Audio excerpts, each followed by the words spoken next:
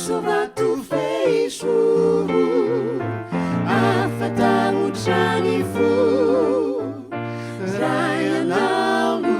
mampitsoro sy ankinana tokoa vato fiorenanay Jeso zanakiny avo vato fialofanay amidratsy te andavo vato azo itoky nastady simba mivena afaka ny faorina ray anamo ekena Jeso tory olay vato tsy mifetra Jeso tory olay feizoro indrindra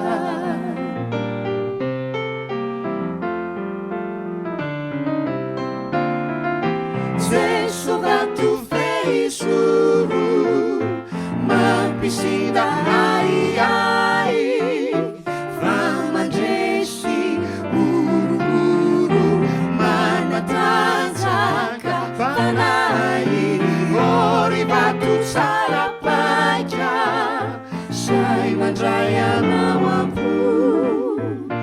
de mijoro tsy miraika minonina manjo vato azo itoky nasary ntsima mivena afaka ny faorina ray anamo ekena Jeso tory olay vato tsy mifetra Jeso tory olay feizoro indrindra vato azo itoky nasady tsimba mivena afaka ny faorina ray anamo ekena Jeso tory olay vato tsy mifetra Jeso tory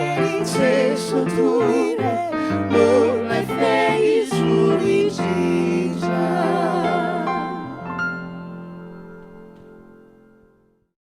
dia mbola faly miarabantsika tsiraray avy indray amin'ny isa-tokantrano zay manaraka an'ity horonan-tsary fanompoam-pivavahana ataontsika amin'ity lahady maraina ity dia araka ny tamin'ny heriny dia horonan-tsary efa niraketina dia mialoha izy ity kanefa kosa natao hanampiana antsika tsiraray avy isa-tokantrano anaraka fanompoam-pivavahana miaraka zany dia indrindrindra ho antsika ato amin'ny fiangonana tanasy ity centre Analakely dia faly manonona ny fiadanan'Andriamanitra amintsika tsiraray avy izany dia isaorana an'Andriamanitra ihany koa misy vitsivitsy zay reto tafaraka eto afaka niaraka nanomana miaraka manao hira mitendry ary mitary-bavaka amintsika eto zany dia isaorana ny tsiraray avy dia aleo mamaky andalatsoratra masina avy eo amin'ny salamo isika zay vaky tenitsika omaly asabotsy dia ny salamo faha 480 andininy voalohany ka hatramin'ny faha 4 no ndao iarahantsika mamaky amin'ny isa-tokantrano salamo faha 480 andininy voalohany ka hatramin'ny faha 4 izany dia ndao zay no ataontsika hitarika atsika amin'ity maraina ity entaorinan'izany hira hoe Jesosy vato feizoro zany zay tena mampiorona atsika ho aminy dia ndao vao maiky ejery bebe kokoa azy isika salamo faha 480 andininy voalohany ka hatramin'ny faha 4 mioby an'Andriamanitra ry tany rehetra mankalazany voninahitry ny anarany ome voninahitra izy ho fiderana azy lazao amin'Andriamanitra hoe endre mahatahotra ny asanao ny fahalebiazan'ny herinao no ikoizan'ny fahavalonao anao ny tany rehetra iankohoka eo anatrehanao ka ankalazanao eny ankalaza ny anaranao izy andao isika tsiraray avy manoloana ny zavatra lalovantsika tsiraray avy dia andao hiaraka foana hijery an'Andriamanitra, andao hioby azy, andao hioby ny fahalebiazany, ny fahatsarany isika fa tsara foana izy dia manentana antsika raha azonao atao nao an-trano azy ianao mitsangana, afaka mandihy ianao, afaka mihira mafy ianao, fa andao amin'ny alalan'ity hirany ry Jarasolondray be hoe tsara foana ity no anohizantsika ny fotoanantsika.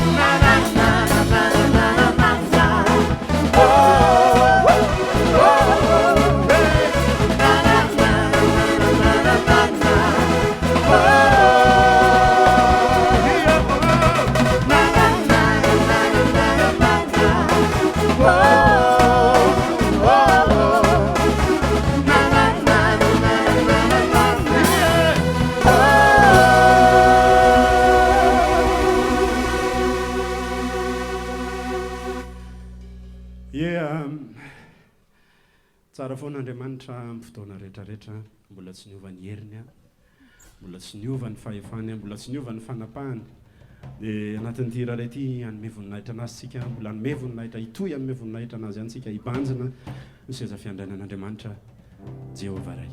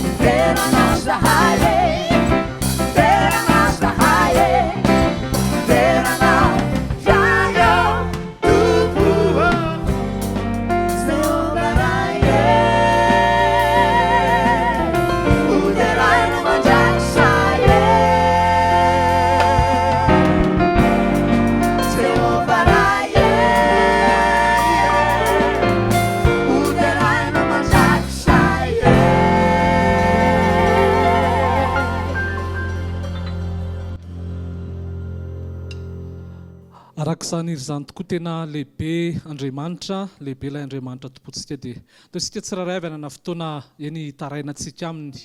ilay paharin'ny tany sy ny lanitra, isika malala ny zavatra mitranga manerana n'izao tontolo izao. Dao hitaraina amin'ilay paharin'ny tany sy ny lanitra, isika fantatsika hoe tsy hoe faly fotsiny izy manoloana ny fahoriantsika zanak'olombelona, enareo izay tsy matahotra azy ary any amin'ny Matio Jesosy Kristy dia laza mihitsy hoe izy ilay Andriamanitra tsara, ilay ray tsara, mandatsaka ny ranonorana na amin'ny tsara fanahy na amin'ny ratsy fanahy. Dia andao hanana fotoana isika mafiangonana, mino azy, mino fahatsarany, dao isika hitaraina amin'Andriamanitra ho an'izao tontolo izao, ho an'ny firenentsika, ho an'ny tanànantsika. Andriamanitra ray, Andriamanitra lehibe tokoa ianao ary nahary ny tany sy ny lanitra, Andriamanitra tsara, Andriamanitra namonjy anay tao amin'ny Kristy Jesosy, Andriamanitra mankahala ny ratsy ianao, ary eny imbetsaka ihany koa dia Jesosy Kristy tetỳ an-tany dia honena rehefa nahita amin'ny fahorian'ny vahoaka, ary Kristy Jesosy dia nilaza fa izay nahita azy dia efa nahita ny ray.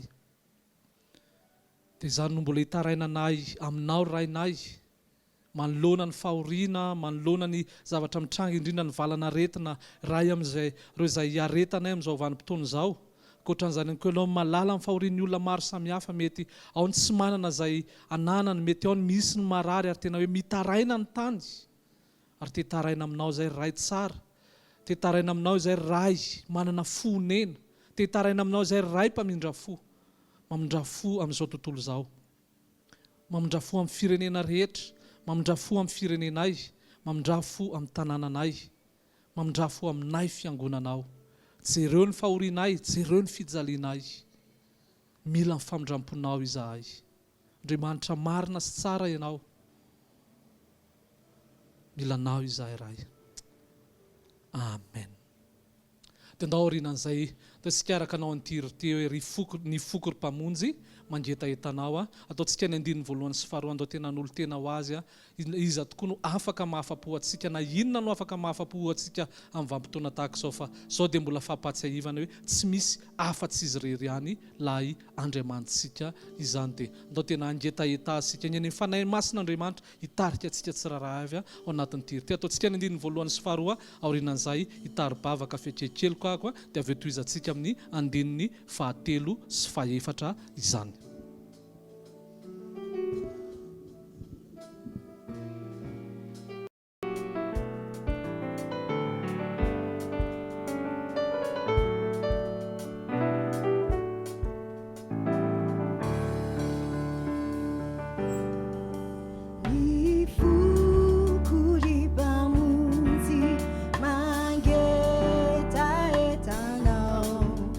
Mandirilan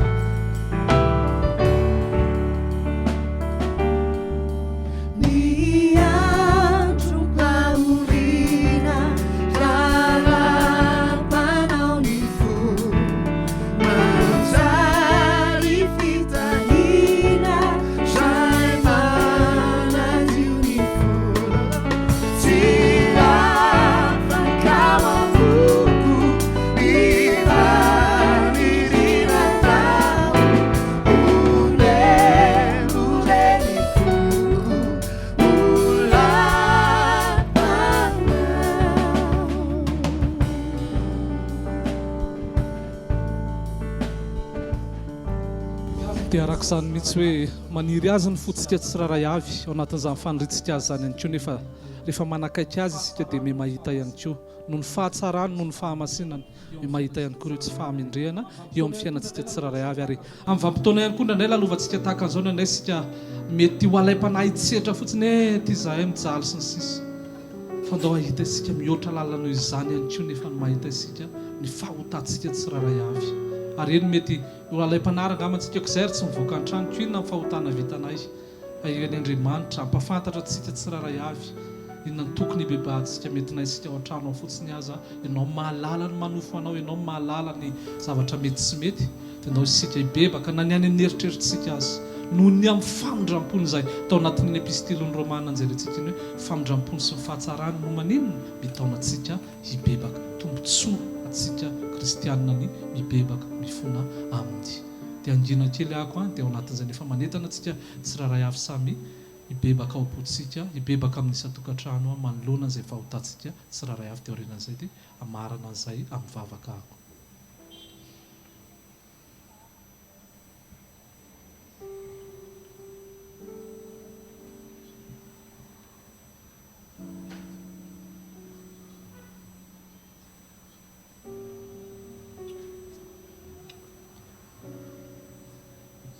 Raha eo manantona ny seza fiandriananao izahay amin'ny alalan'i Jesosy Kristy, ilay efa maty no ny fahotanay, ilay efa namela ny elokay, ianao mahalala ny ao am-ponay, ianao mahalala ny ao amin'ny afiny, eo amin'ny fiainanay, mahalala ny ao an-tsainay, mahalala ny eritreritray, mahalala ny zavatra nataonay enina izay tsy raray avy mety hoe mifanafina isan-tokantrano, ianao mahalala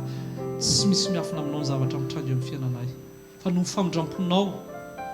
no ny teninao dia mbola miaika izay fa mpanota eo anatrehanao, miaika izay fa tsy nandeha araka ny sitraponao, na ny amin'ny ratsy vitanay izany na ny amin'ny tsara izay tsy ataonay ihany koa.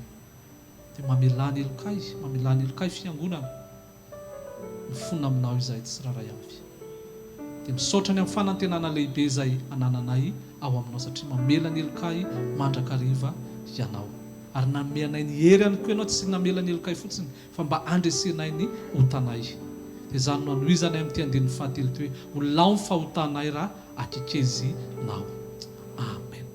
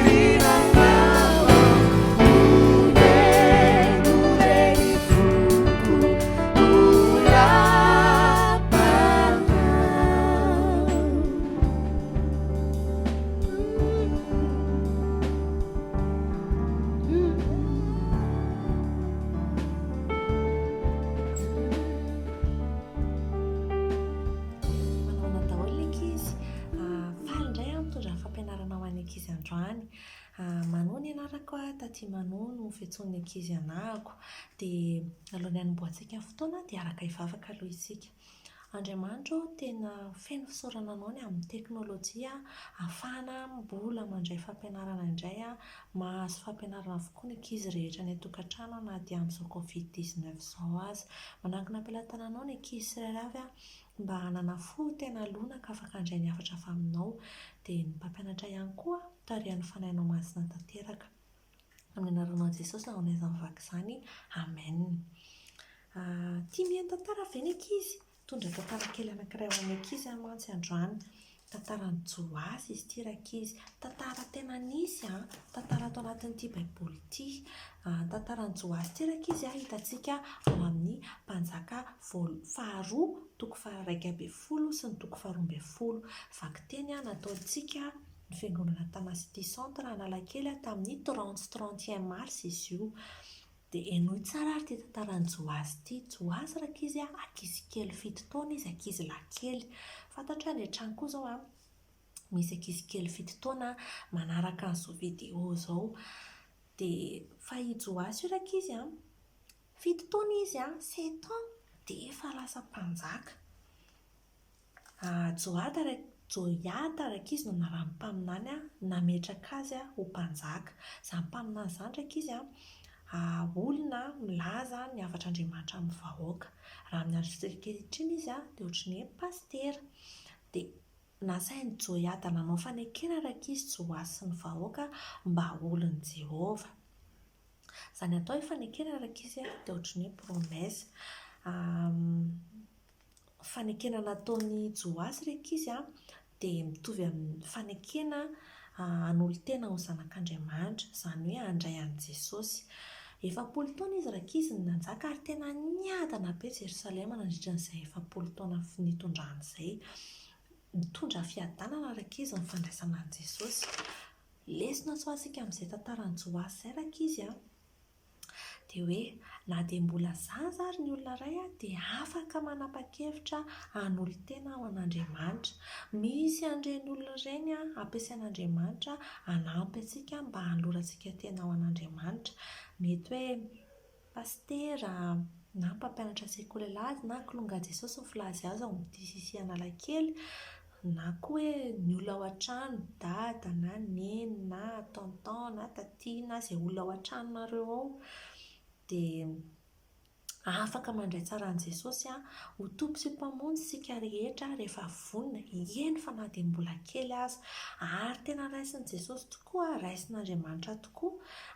ary tena omeny ny fanjakan'ny lanitra. Manaprofo an'izany rakizy ny tenin'i Jesosy ato amin'ity baiboly ity hitantsika ao amin'ny Matio toko faha 7:10 andininy faha 4:10. Raha manana baiboly ny ankizy dia manasa ny ankizy mba hanokatra amin'ny baiboly ao amin'ny Matio toko faha 7:10 andininy faha 4:10. Dia vakiko ilay izy dia mihaino tsara ny ankizy nefa Jesosy kosa nanao hoe avelao ny zaza ary aza rarana tsy hanantona fa hantoa azy ny fanjakan'ny lanitra. Averiko vakiana indray nefa Jesosy kosa nanao hoe avelao ny zaza ary aza rarana tsy hanantona fa hantoa azy ny fanjakan'ny lanitra. Araka izany teny izany rakizy dia tena mampirisika ny ankizy tsirairay avy mba handray an'i Jesosy, mba hanaiky anazy ho tompo sy mpamonjy ny fiainana, hanao ilay fanekena mba hanolo-tena ho an'Andriamanitra. Dia izay rakizy ny fotoana androany mankasitraka ny ankizy ny haino hatramin'ny farany. Velo! Dia isaorantsika an'Andriamanitra indray izay fotoana nahafahantsika nideran'Andriamanitra tamin'ny alalan'ny hira-bavaka izay dia nanaraka ny fandarana kely iny ihany koa amin'ny isa-tokantrano ho an'ny ankizy ho antsika indrindrindra ho antsika izay manana ankizy izany dia mankasitraka ny mpikarakara rehetrarehetra tao anatin'ny ireny. Tianao filazana kely koa mialohan'ny hidirantsika amin'ny vakiteny sy ny toriteny filazana voalohany dia isaorako an'Andriamanitra hoe miditra amin'ny bokin'ny Korintiana isika manomboka amin'ity herinandro ity dia tena hoe manentana antsika tsirairay avy ihany toy izy toko iray isan'andro izany hoe manomboka alatsinainy hatramin'ny zoma, izany hoe Korintiana voalohany toko voalohany manomboka rahampitso dia mifarana amin'ny zoma Korintiana voalohany toko fahadimy ny sabotsy ho avy zao kosa dia ny salamo fahafito amby enimpolo izany dia ho antsika zay afaka ihany koa dia ny amin'ny lahady heriny androany mivaky tenitsika Korintiana voalohany toko fahadimy amby folo ray manontolo no tiako hanetanana antsika tsiraray avy ary ezaka ihany koa nefa ny farao ihany eo amin'ny page Facebook amin'ity herinandro ity anao zavatra manoloana an'izay hoe herinandro ny Paska, herinandro masina izay dia arao ihany eto amin'ny pejitsika fa ezaka hijery ahoana ny fahafahatsika mifampahery mifantoka amin'ny ivon'ny fivavahana kristianina dia tsy izany fa ny fiainan'i Kristy Jesosy tetỳ an-tany nahafatesany ho antsika no fahotantsika teo ambony hazo fijaliana nitsanganany tamin'ny maty ary amin'izao fotoan'izao izy eo manapaka sy manjaka mbola hiverina indray voninahitra ho azy irery ihany dia izy no antony zavatra rehetra dia manaraka izany resaka fanatitra sy ny amin'ny fanomezana ihany koa dia arao fotsiny ny numéro misy eto ho antsika tsiraray avy raha malalany amin'ny zavatra misy dia tena veriko foana araka ny fanaontsika ato am-piangonana hoe tsy fanereny kanefa kosa amin'ny mampitandrina manokana dia tombontsoa ihany koa nefa ilay izy ao anatin'ny fahafoizana ohatrany hoe tsy mifanaraka hoe tombontsoa nefa mahafoy fa zay nefa ny atsony ten'Andriamanitra antsika hoe ahoana ny ahafahantsika manompo mitsaoka miankohoka amin'Andriamanitra amin'ny alalan'ny vola izay nomen'Andriamanitra antsika tsiraray avy zany dia afaka alefantsika mivantana eny na any amin'ny compte BNI ny fiangonana Tanasy ity ny soratanao na ihany koa amin'reto amin'ny vola anankiroa ireo izay misoratra ireo zany ndray amin'ny numéro koa na ndray amin'ny numéro any miora raha misy moa fanampiana an'ireo sahirana avy amintsika dia maro manokana hoe zao tiako hanampiana sahirana amin'iny fanomezana izay ataoko iny zany dia izay no filazana ho antsika tsiraray avy izany dia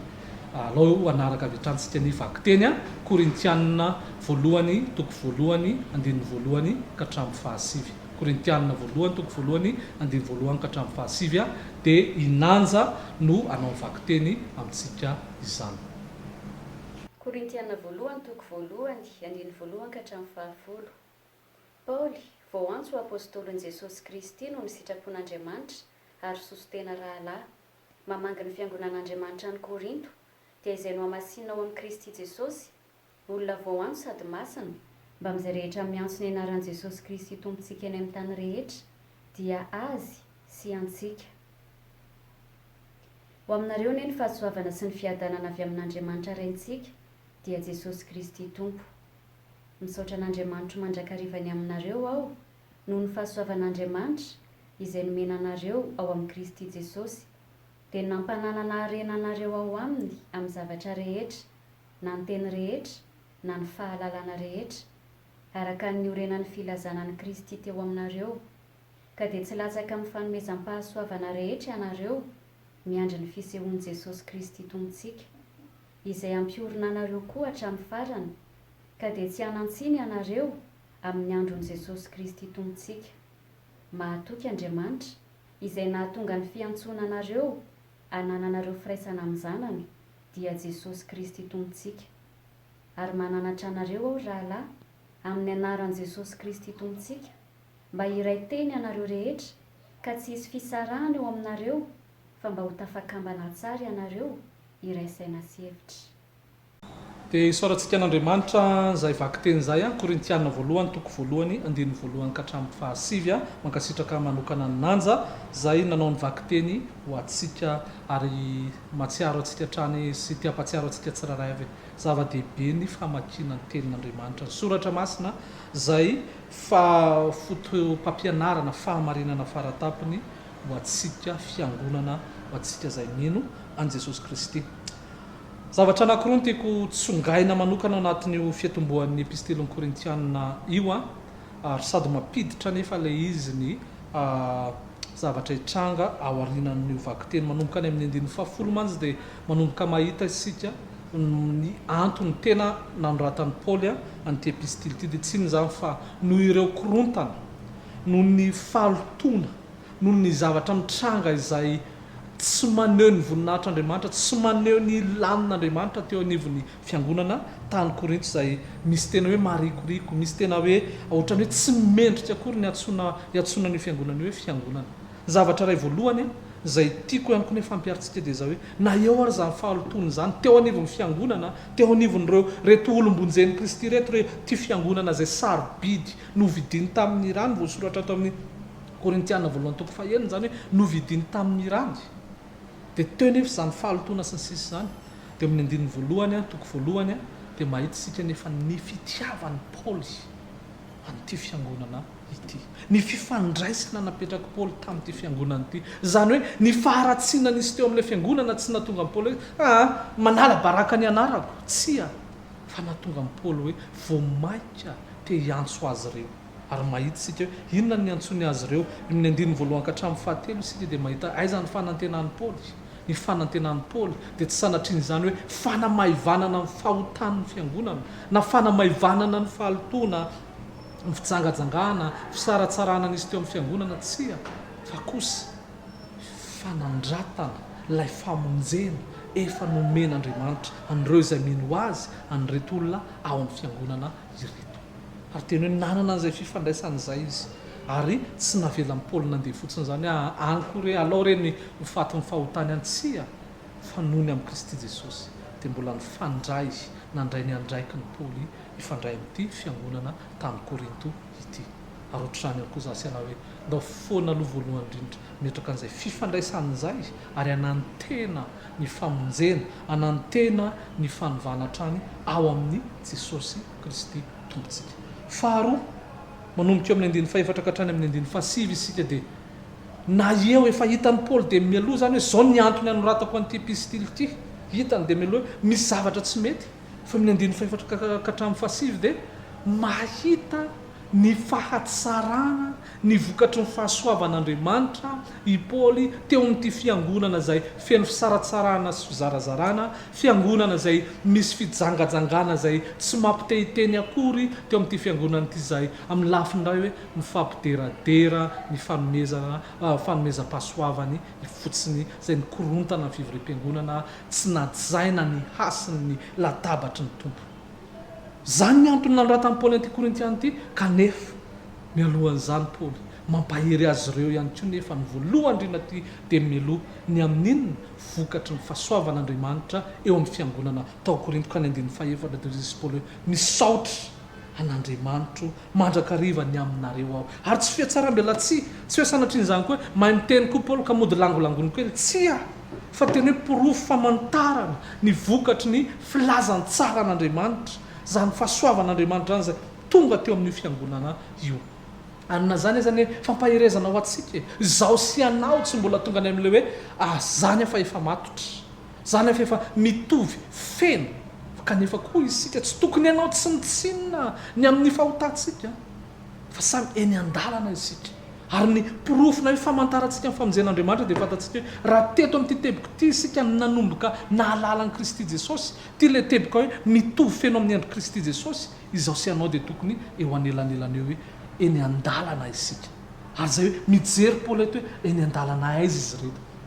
mahita Paoly hoe tena misy fahasoavan'Andriamanitra eo amin'reto mpino any Korinto reto misaotra an'Andriamanitra ao izy mahita ny erin'ny filazany tsara izy mahita ny fahatokian'Andriamanitra zay niantso izy ary zany ny fampiarezana ho aso anao hoe misy fotoana ny isika tena mitolona amin'ny nofo amandray mitolona amin'ny filatsika mitolona amin'ny faharatsiana fahotany tsy tianao an'izany tsy hoe